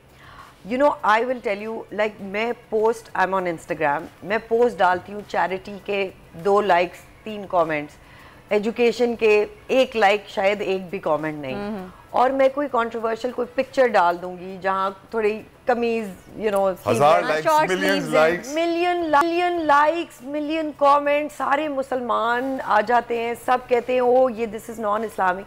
भाई अपने गिरबान में झांके, पहले अपनी उसको क्या कहते हैं कठिया को ठीक करें और फिर जाएं आगे बोलें। And that is also what our religion preaches, that you practice before you preach. So I feel that पाकिस्तानियों को बहुत they jump to the gun and they say कि oh we will join this bandwagon और हम बताएंगे कि कैसा अच्छा इंसान बनना है। और खुद से नहीं देखते, जो एक ने कमेंट किया उसी को आगे जाके फॉलो करना शुरू कर दिया। That's what happened with Joyland. A lot of people who said कि ban this film, उन्होंने अभी भी जो पिटिशन डाली है सिंध कोर्ट में, तो जज साहब ने पूछा आपने फिल्म देखी है, तो उन्होंने कहा नहीं जी मैंने फिल्म नहीं देखी। तो जज साहब कहते हैं कि सर आप जाके पहले फिल्म देखें और फिर आप मुझे बताएं कि आपके रीजंस क्या हैं। एंड रीजंस क्या हैं, हम हर शो में देखते हैं कि उनको बुलाते हैं, ख्वाजा सराओं को बुलाते हैं, उनका मजाक उड़ाते हैं, तो वो ठीक है, उसमें मुसलमान भी है, इस्लाम भी है and all of that. But I feel that we are going away as a nation, we are going away from the truth. ये मुनाफिकत डबल स्टैंडर्ड्स है ना कि आप फहाशी के ऊपर खामोश हैं, कुंडी ना खड़का के ऊपर कोई अदालत में नहीं किया, वो गंदे गंदे ड्रामे, वो गंदे गंदे डांस थिएटर में चल रहे होते हैं, हजारों की तादाद में बड़ी बड़ी दाढ़ी वाले वहां बैठे हुए होते हैं, किसी को प्रॉब्लम नहीं होती है। लेकिन हाँ जॉयलैंड आ रही है तो बड़ी प्रॉब्लम। दिस इज कंप्लीटली मुनाफिकत, डबल स्टैंडर्ड्स। कब तक हमारी सोसाइटी डबल स्टैंडर्ड्स में रहेगी, मुझे ये समझ में नहीं आता। आई ऑल्सो फील दैट जो आपने कहा कि हमारी टाइमिंग्स ऐसी हुई when they were talking about the transgender rights and their right to vote, their right to identity card, all of that happened around the same time जब हम Joyland लेकर आए, और उससे इनफैक्ट पहले से हो रही है। सो पाकिस्तानी सोसाइटी और the law was struggling and you know कि हम इसका क्या करें। सो वो टाइमिंग कुछ ऐसी हुई। फिर कुछ ऐसे हमारी इंडस्ट्री के लोग हैं जिन्होंने इसको प्रोपोगेट किया और इसको प्रोपोगेंडा बनाया कि जी ये ओ माय गॉड इसमें पता नहीं जबकि पूरी दुनिया इसकी तारीफें कर रही है और हमारे यहाँ इस चीज़ के ऊपर क्रिटिसाइज किया। I mean a lot of times you know हमारे जो और भी फिल्म मेकर्स गए हैं in the past, they portrayed what is being done here as honest as they possibly can. उस पे भी लोगों को प्रॉब्लम है। अगर आप दरवाजे बंद करके करना चाहेंगे तो उसके लिए कोई प्रॉब्लम नहीं है, लेकिन अगर आप उस पे खुले आम बात करना चाहेंगे और लोगों की राइट्स पे बात करना चाहेंगे तो फिर सबसे बड़ी प्रॉब्लम। यकीनन ये सोचने वाली बात है साइम कि अगर दरवाजे बंद करके हम फहाशी फैलाएंगे, गंदी वीडियोस चलाएंगे, नंगी तस्वीरें डालेंगे सोशल मीडिया पर, लोग मिलियंस उसके लाइक्स भी आ जाएंगे, किसी को कोई एतराज नहीं होगा। हम जानते हैं कि हम वो नेशन है जिसको फहश वीडियोस और फहश प्लेटफॉर्म वाली वेबसाइट्स पीटीए को बैन करनी पड़ी क्योंकि हम उन्हें कंज्यूम इतना करते थे कि दुनिया में हमारा नंबर 1 नाम आता था कि सबसे ज्यादा कंज्यूम गंदी गंदी वीडियोस को पाकिस्तानी करते हैं। पाकिस्तान को बैन करनी पड़ गई, फिर लोगों ने वीपीएन डाउनलोड करके फिर भी देखे रखे। हम उनके ऊपर इशारा नहीं करेंगे। और मैंने तो ये भी सुना है साइम कि आपको शायद मुल्क भी छोड़ना पड़ गया था, इतनी धमकियां आ गई थी। सरवत को लाइफ थ्रेट्स थी रिलीज होने से पहले मूवी। साइम इतने सेंसिटिव टॉपिक पे मूवी बनाई थी। हाँ sorry I can't hear, I didn't hear your question. Saim, आप लोगों को लाइव थ्रेट्स भी थे मूवी रिलीज होने से पहले? आपको मुल्क छोड़ के जाना पड़ गया था? नहीं, मुझे नहीं, स्ट्रेस तो इतना नहीं था बिकॉज हमें पता था हमने किस तरह की मूवी बनाई और हमें यही लगा था कि हाँ शायद थोड़ी बहुत इस फिल्म को देखने के बाद इस पे जरूर डिबेट होगी, जो कि हम चाहते हैं कि जो लोग देखें उसके बाद निकल के वो उसकी तारीफ करें या बुराई करें, उसके बारे में डिस्कशन करें, बिकॉज तारीफ और बुराई तो एक बहुत सर्फेस लेवल बात होती है। आई थिंक हमारी फिल्म जिस तरह की है उसको देख के आप बाहर निकल के अपनी सोसाइटी के बारे में, अपने आसपास के लोगों के बारे में, सिर्फ ख्वाजा साहब के बारे में नहीं बट के अपनी फैमिली मेंबर्स के बारे में, आप अपनी फैमिली में अपनी औरतों को किस तरह ट्रीट करते हैं। आपकी ख्वाजा सराय गाली बन गई है हमारी सोसाइटी में, क्या प्रॉब्लम क्या है ख्वाजा सराय से लोगों को? साइम सॉरी, आपको फिर से repeat what is the problem? लोग ख्वाजा सराय को इतना बुरा क्यों समझते हैं? हमारी सोसाइटी में ख्वाजा सराय गाली क्यों बन गई है? I think same question to you, क्यों? देखिए ख्वाजा सराय सदियों से हैं और जब से हमारी सोसाइटी में नहीं बल्कि हर सोसाइटी में है। So I don't know, I feel that there is some sort of threat to the regular people कि भाई ये हमारी सोसाइटी को ख़राब कर देंगे, और या ये स्पीक अप करते हैं, या you know they very strong as personality traits, you know. So I think कि वो थ्रेटनिंग फीलिंग लोगों को ज़्यादा होती है, जबकि they are everything but threatening, they are accommodating. आप यकीन करें, हम जब जाके, मैं कई दफ़ा उनके साथ बैठ के बात करती हूँ, वो कहते हैं जी हमें PCO में जाने की इजाज़त नहीं है, हमें कॉल नहीं करने देती पब्लिक, हमें टैक्सी में और पब्लिक ट्रांसपोर्ट पे नहीं बैठने देती। तो वो करे तो क्या करे? अ लॉट ऑफ जो हमारे टॉयलेट्स यूज करने में इशू, मेल पे जाएं, फीमेल टॉयलेट्स या मतलब बाथरूम छोड़ें आप, मतलब क्लिनिक्स में वो जाएं तो उनको प्रॉब्लम, वो जहाँ जाए एजुकेशनल सिस्टम में वो हिस्सा लेना चाहें तो वो problem. A lot of these people who had the guts, वो दिन में रोडों पे पैसे मांगते थे और फिर शाम को जाके उन्होंने अपनी तालीम कंप्लीट की है, तो वो लोग भी हैं इनमें से। और उनको आई फील दैट उनको तमगा देना चाहिए कि हमारी जैसी सोसाइटी जहाँ औरत एक गाली है, आप मतलब कह रहे हैं ख्वाजा सराय एक गाली है, सॉरी औरत भी एक गाली है हमारी सोसाइटी। थोड़ी सी लाइटर टोन पे आ जाते हैं मूवी के बाद, उनके बाद भी वो अगर वो अपनी फ्यूचर को करना चाह रहे, बेहतर करना चाह रहे, सो कूडोस टू देम। साइम, ये बताएं कि रिस्पांस कैसा मिला है? अब आपको एक तरफ मौला जट लगी हुई है, वही पंजाबी में रिलीज हुई है, ये मूवी ज्यादा पंजाबी में बनी हुई है, तो दिखने लग रहा है कि मौला जट अभी तक तो माशाल्लाह बहुत ही अच्छा रिस्पांस है। आई थिंक फ्राइडे तक हम थोड़ा सा टेंस थे जब ये बहुत ज्यादा बैन हो रही है, अनबैन हो रही है, सब कुछ चला था, लेकिन जब से लोगों ने देखी है, स्पेशली कराची के अंदर और हैदराबाद के अंदर और इस्लामाबाद ऑफ इंडिया के अंदर जिन लोगों ने देखी है, आई थिंक बाहर के मुल्कों में बहुत से लोगों ने देख के उसकी तारीफ की थी पहले, लेकिन अपने लोगों से तारीफ सुनना और स्पेशली इस पूरी कंट्रोवर्सी के बाद एक वैलिडेशन की तरह लगता है कि अच्छा हाँ लोगों ने देखी है हमारी फिल्म, और उनको पता है जिन्होंने देखी है कि इस फिल्म में एक बहुत ही इमोशनल, एक बहुत ही रिलेटेबल कहानी है पाकिस्तानियों के लिए, और कोई ऐसी चीज़ नहीं है जो हमारी वैल्यूज़ के या हमारी रिलीजियस वैल्यूज़ के स्पेशली खिलाफ हो। सही। सरवत, आपका क्या रोल है इस मूवी में? आपने कैरेक्टर के बारे में कुछ बताएं। So this film is about a family जो पंजाब में ही रहती, लाहौर में, गवाल मंडी की एक छोटी सी फैमिली की कहानी है। उनमें 2 बेटे हैं, एक बाप हैं, और दोनों बेटों में से एक की बेगम मैं हूँ। And you see the best part about Joyland was it's about human emotions. It's not about one person. It's not about the trans woman. It's not about the guys. It's not about the father. It's not about the women. It's about everyone. और जब आप देखेंगे ना जो हमें response मिला है, लोगों ने यही बाहर आके कहा है कि यार ये हमें समझ नहीं आई ये बैन क्यों हुई है, और लोग कैसे नकाब पोश खवातीन भी हैं उसमें, ज़ईफ़ लोग भी हैं, यंग लोग भी हैं, यूथ भी है, और उन सब का एक ही कहना है कि इस फिल्म को बैन क्यों किया, इस पे इतनी कंट्रोवर्सी क्यों बनी, ये हमें समझ नहीं आई। अच्छा, सरवत और साइम दोनों से सवाल करूंगी कि हम मूवी का ट्रेलर देखते हैं तो इसमें थोड़ा सा वायलेंस दिखाते हैं, कुछ कत्ल करते हुए, कुछ काटते पीटते ही मूवी दिखाई जा रही है, थोड़ा सा डार्क सीन्स हैं इसमें, तो ये क्या चीज़ है जिसकी वजह से शायद क्या है? वो हम सदके का कुछ काट रहे हैं, ज़िबा कर रहे हैं बकरा, भाई वो सत्य का बकरा ज़िबा कर रहे हैं। अच्छा, तो वो ट्रेलर में आया तो लोग अभी बता रही हैं, तुम देखते थे ना मूवी तो मुझे लाजमी देखनी है। साइम, आप ये बताएं इतने सेंसिटिव टॉपिक पे मूवी बनाने के लिए क्यों सोचा, क्या आया था जहन में कि इतना सेंसिटिव टॉपिक चूज किया और इतने जो है वो कंट्रोवर्सी का सामना किया? सरवत, अगर आपका जवाब सवाल जो है वो रिपीट कर देना मुझे, क्योंकि मुझे सरवत की आवाज बहुत क्लियर आ रही है और आपकी नहीं आ रही, मुझे पता नहीं सरवत की रिपीट। वो कह रही है कि आपने इतने सेंसिटिव और थोड़े ट्रिकी टॉपिक पे ये फिल्म क्यों बनाई? आई थिंक पता नहीं, ये मैं भी अभी बैठ के पिछले हफ्ते से ये सोच रहा हूँ कि यार ये मैंने क्यों किया, लेकिन कोई आराम से फिल्म बना लेता तो शायद मेरे लिए जिंदगी इस वक्त काफी आसान होती। लेकिन यार आई थिंक मुझे रियलिस्टिक, मुझे लोगों में बहुत इंटरेस्ट है, मुझे अपने हमारे आसपास के लोगों में इंटरेस्ट है। मैं फिल्में इसलिए नहीं बनाता क्योंकि मुझे बहुत सारे पैसे कमाने हैं, सबको पता है कि फिल्मों में कोई पैसे नहीं होते पाकिस्तान के अंदर। मैं इसलिए भी नहीं बनाता क्योंकि मुझे कोई टीवी पे आने का शौक है, बिल्कुल भी नहीं है। मुझे लोगों में इंटरेस्ट है, मुझे हमारे आसपास के लोगों की कहानियाँ, उनकी मुश्किलात, वो किन चीज़ों से स्ट्रगल करते हैं इमोशनली, मुझे उन चीज़ों में बहुत इंटरेस्ट रहा है हमेशा से। तो मुझे हमेशा पता था कि जब मैं फिल्म बनाऊंगा तो वो कोई ऐसी ही फिल्म होगी जो कि हमारे आसपास की रियलिटी की अक्कासी करती होगी। ऐसी फिल्म नहीं होगी जो कुछ प्रमोट कर रही होगी या जिसका कोई एजेंडा होगा या कोई बहुत ज़्यादा। हालांकि मुझे नहीं लगता कि जॉयलैंड ऐसी कोई डार्क या कोई बहुत बोरिंग फिल्म है। आई थिंक हम जाके देखते हैं, तो हम जाके देखिए फिल्म तो लोग हंस रहे होते हैं, लोग रो भी रहे होते हैं एंड में। तो it's a very emotional film, it's a very engaging film. जिसने भी देखिए साइम सबने तारीफ की है। Sarwat, difficult question to you in the end, my last question, last but not the least.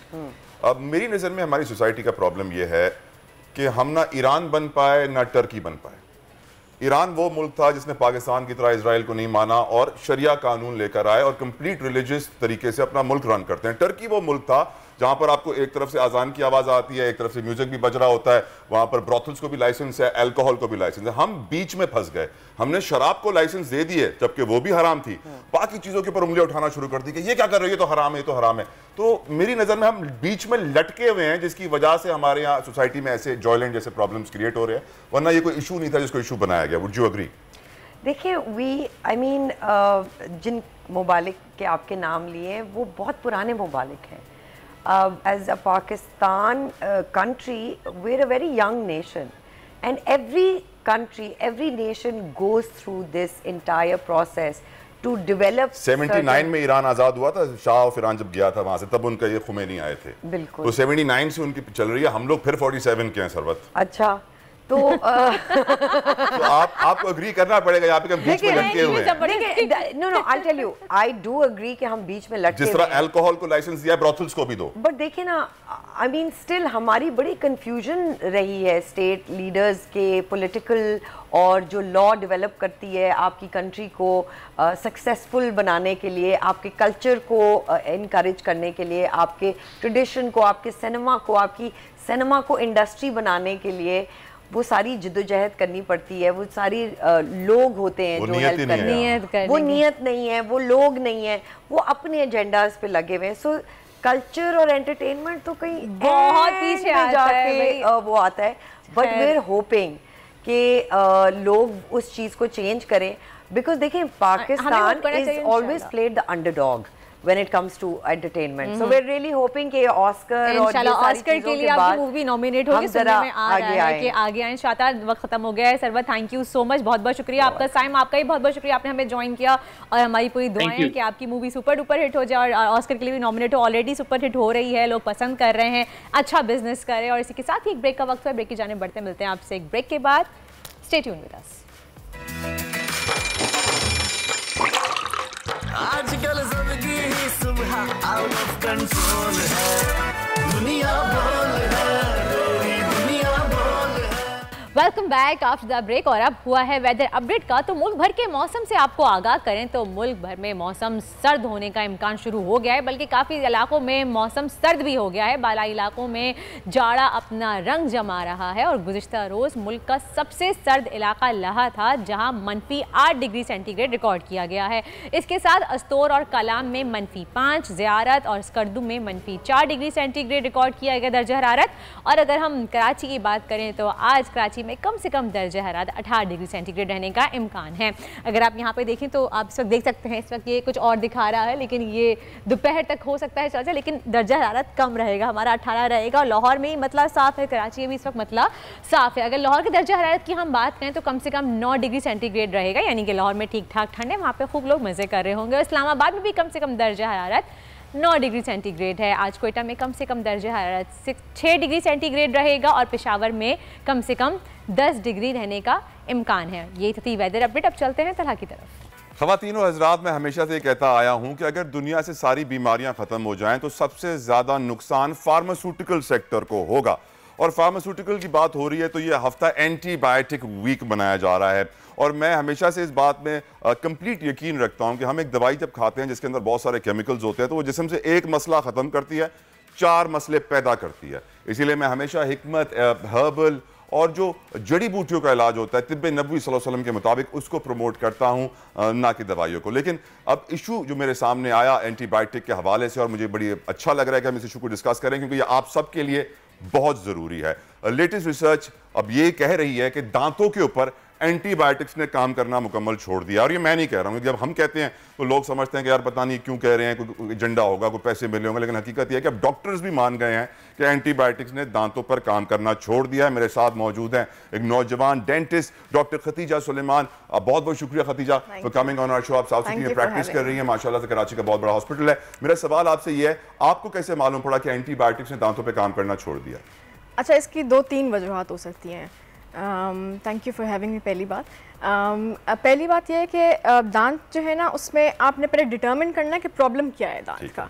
दांत के अंदर का प्रॉब्लम है, दांत के सपोर्टिंग स्ट्रक्चर का प्रॉब्लम है, या फिर कोई रेफर्ड पेन है, जैसे खुदा न खास्ता कोई ट्यूमर है जिसकी वजह से दांत में दर्द हो रहा है, या फिर कोई साइनसेस की वजह से कभी कभी दांत में दर्द होता है, या फिर कोई और वजह है जिसका रेफर्ड पेन आपको दांत में महसूस हो रहा है। तो पहले तो ये डिटर्मिन करना है कि वो दर्द किस वजह से हो रहा है। उसके बाद आपको जब पता चल जाए, फॉर एग्जांपल अब हमारा दर्द दांत के अंदर का है, तो जब दांत के अंदर का दर्द, इसका मतलब है कि वो दांत की 3 लेयर्स होती हैं। पल्प तक जब पहुंच जाए ना इन्फेक्शन, तो इसका मतलब है कि तभी आपको दर्द हो रहा है क्योंकि उसके अंदर नर्व्स भी हैं और ब्लड सप्लाई भी है। तो जब आपकी नर्व्स तक पहुंचेगा बैक्टीरियल इन्फेक्शन, तभी आपको महसूस हो रहा है, आपको बता रहा है कि पेन है आपको। जब आप उसके बाद उसके ऊपर एंटीबायोटिक खाते हैं तो क्योंकि नर्व्स और ब्लड सप्लाई दोनों ब्लॉक हो जाती हैं। नर्व्स तो आपको बता रही हैं कि दर्द हो रहा है क्योंकि इन्फेक्शन है, लेकिन ब्लड सप्लाई वहाँ ब्लॉक्ड है क्योंकि वो इन्फेक्टेड है। तो जब आप एंटीबायोटिक खाएंगे तो वो वहाँ पहुँचेगी ही नहीं उस दांत तक। तो कभी भी एंटीबायोटिक से आपका वो दांत का दर्द ठीक नहीं होगा। होगा क्या सिर्फ कि वो सिर्फ मास्क कर देगा इस प्रॉब्लम को, कुछ दिनों के लिए, कुछ हफ्तों के लिए, शायद कभी कभी 1 साल के लिए भी आपका दर्द खत्म हो जाता है, लेकिन वो कभी भी उस प्रॉब्लम को सॉल्व नहीं करता। वापस आएगा लाजमी, दोबारा वापस हमेशा वो आएगा। तो हमारे डेंटिस्ट क्यों कहते हैं कि जी आपके तो अगर दाढ़ के लिए गए या दांत के लिए गए तो वहाँ पे तो इन्फेक्शन हो गया, पहले आप 4 दिन की एंटीबायोटिक्स खाएं, इसका पूरा कोर्स करें। It's a malpractice unfortunately, क्योंकि इतनी रिसर्च या कोई करता ही नहीं है यहाँ। जो एजुकेशन दी जा रही है डेंटिस्ट को मुख्तलिफ इंस्टीट्यूट्स में, बड़े बड़े इंस्टीट्यूट्स हैं पाकिस्तान में, दुनिया से लोग डॉक्टर बनने आते हैं, वहाँ पर भी यही बताया जा रहा है कि एंटीबायोटिक लिख दो। नहीं, ये नहीं बताया जाता, लेकिन ये जब आप प्रैक्टिस में आते हैं ना तो बहुत सारी चीज़ें आप कर रहे होते हैं जो आपने पढ़ी नहीं होती। वही बात है ना, प्रैक्टिकल जो है ना उसका वो बहुत डिफरेंट होता है जो आपने पढ़ाई की उसी प्रैक्टिकल बिल्कुल डिफरेंट। तो अभी जो नई रिसर्च आई है अकॉर्डिंगली, तो उसके मुताबिक हमारे यहाँ डेंटिस्ट क्यों काम नहीं कर रहे अभी तक, हमारे यहाँ क्यों एंटीबायोटिक्स ही दी जाए? ट्यूबलाइट है ना, मैंने आपको बताया था, हमारे देर से हो जाता है। नहीं, तो अभी तक अब तो ये लोग भी बैठे हुए हैं, आप भी खतीजा एक डेंटिस्ट हैं और आप भी अच्छे एक हॉस्पिटल में जो है वो प्रैक्टिस कर रही हैं, तो आप लोग भी एंटीबायोटिक देते हैं? आपको मालूम पड़ गया, दूसरे डेंटिस्ट को नहीं मालूम पड़ा होगा? मैं बाकियों के लिए तो कुछ नहीं कह सकती हूँ। आपको कैसे मालूम पड़ा? आपको कोई इंसिडेंट को पेशेंट के साथ? पढ़ाई से हमारी, पढ़ाई से, हाँ जी, लेटेस्ट रिसर्च, हाँ जी। और यहाँ के डॉक्टर्स, ये लेटेस्ट रिसर्च नहीं है, ये तो नॉर्मल पुरानी बात हो गई है, पुरानी बात है। तलहा, आप अगर आज से सालों पहले की बात करें, जब नेशनल कंट्रीज में आप डेंटल प्रॉब्लम के लिए जाते हैं तो वहाँ पे आपको एक ऑइंटमेंट या जेल दी जाती है कि आप ये अपने गम्स पे अप्लाई कीजिए, वो एंटीसेप्टिक जेल होती है, आपको वहाँ पे एंटीबायोटिक नहीं दी जाती है। और यहाँ पे आपको एंटीबायोटिक खिला खिला के आपका बेड़ागर कर देते हैं, जब तक आपके बुरा हाल ना हो तब भी कहते हैं अच्छा जी 3 टाइम खाए 2 टाइम खाना शुरू कर दें। बिल्कुल। अच्छा, एंटीसेप्टिक और एंटीबायोटिक 2 अलग-अलग चीजें हैं, अलग-अलग रखना चाहिए। बिल्कुल। अब एंटीबायोटिक्स के हम ये समझते हैं कि एंटीबायोटिक्स होते क्या हैं या करते क्या हैं बॉडी में। आपका बैक्टीरियल लोड सिर्फ कम करते हैं एंटीबायोटिक, तो आपकी जो बॉडी है इम्यून सिस्टम के थ्रू, ठीक है, तो आपकी बॉडी के लिए आसान हो जाता है फाइट करना किसी भी इन्फेक्शन को।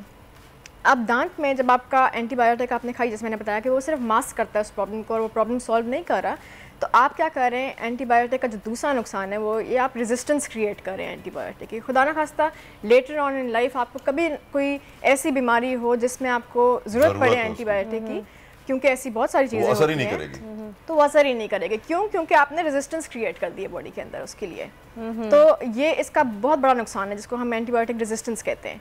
तो क्योंकि हमारे यहाँ पिल पॉपिंग का बहुत कॉन्सेप्ट है ना, क्योंकि सेल्फ ओवर द काउंटर आपको मिल जाती है, लोग खुद सेल्फ प्रिस्क्राइब करते हैं। एक ये बहुत बड़ा रीज़न ये भी है कि इस पे बाकायदा एक लॉक होना चाहिए कि जब तक आपको कोई डॉक्टर प्रिस्क्राइब ना करे एंटीबायोटिक्स फार्मास्यूटिकल कंपनीज पे इस तरह से वो नहीं अवेलेबल होनी चाहिए। कि हमारे यहाँ तो एक ट्रेंड बना है, अरे गला खराब है ये एंटीबायोटिक खा लो, बुखार हो गया ये एंटीबायोटिक लो 2 दिन में आराम आ जाएगा। ये कितना हार्मफुल है हमारे लिए, बहुत हार्मफुल है। आपको सबसे पहले बिल्कुल मिनिमम से मैक्सिमम तक जाना चाहिए। एंटीबायोटिक्स सिर्फ तब खानी चाहिए जब सिस्टमिक इन्वॉल्वमेंट हो किसी भी इन्फेक्शन की, या वाइड स्प्रेड इन्फेक्शन हो, जैसे आपके टिश्यू प्लेन्स में इन्फेक्शन चली गई है, दांत की इन्फेक्शन थी वो स्प्रेड करके आपके टिश्यूज़ में चली गई है, बस ड्रेन करनी है, तब आपको एंटीबायोटिक्स की ज़रूरत पड़ती है।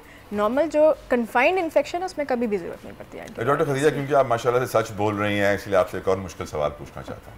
एक और बड़ा अलमिया ये है कि जो फार्माज हैं वो डॉक्टर्स को बहुत सारी रिश्वत देते हैं, पैसे देते हैं कि भाई आपको हम अमेरिका का ट्रिप दे रहे हैं, जाइए फैमिली के साथ 10 दिन घूम के आइए, बस पूरा साल हमारी दवाई लिखकर पेशेंट्स को दीजिएगा ताकि हमारी कंपनी फल फूलती रहे, फिर भले पेशेंट्स कुत्ते की मौत मर जाए। डॉक्टर साहब, इज दैट ट्रू?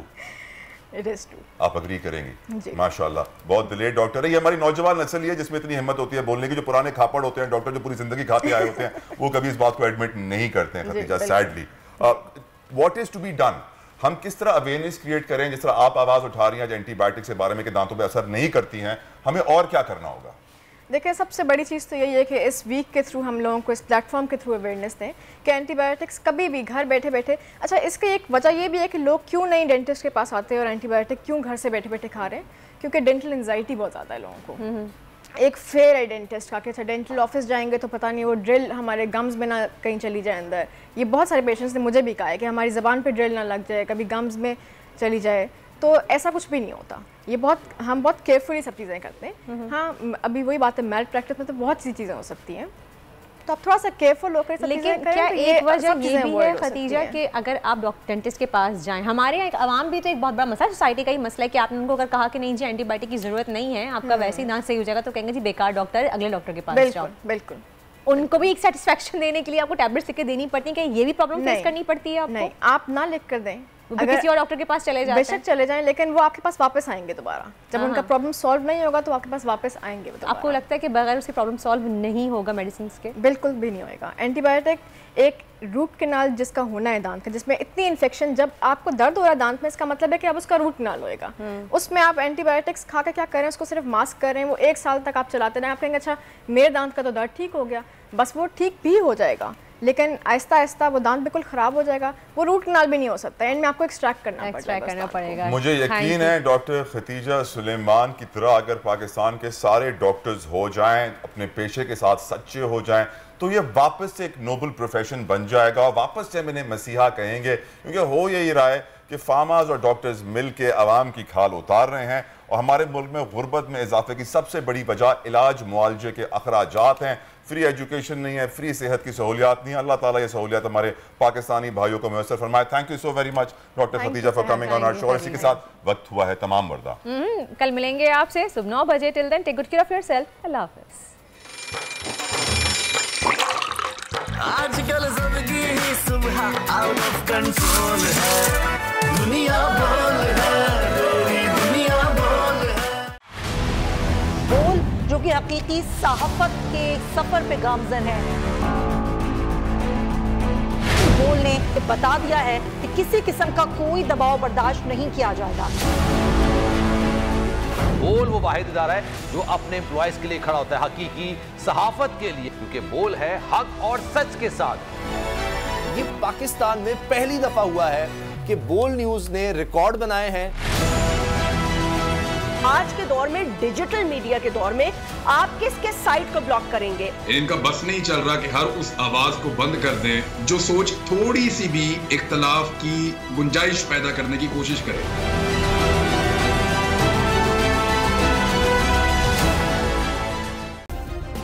सब्सक्राइब करें और बेल दबाएं ताकि कोई खबर रह न जाए।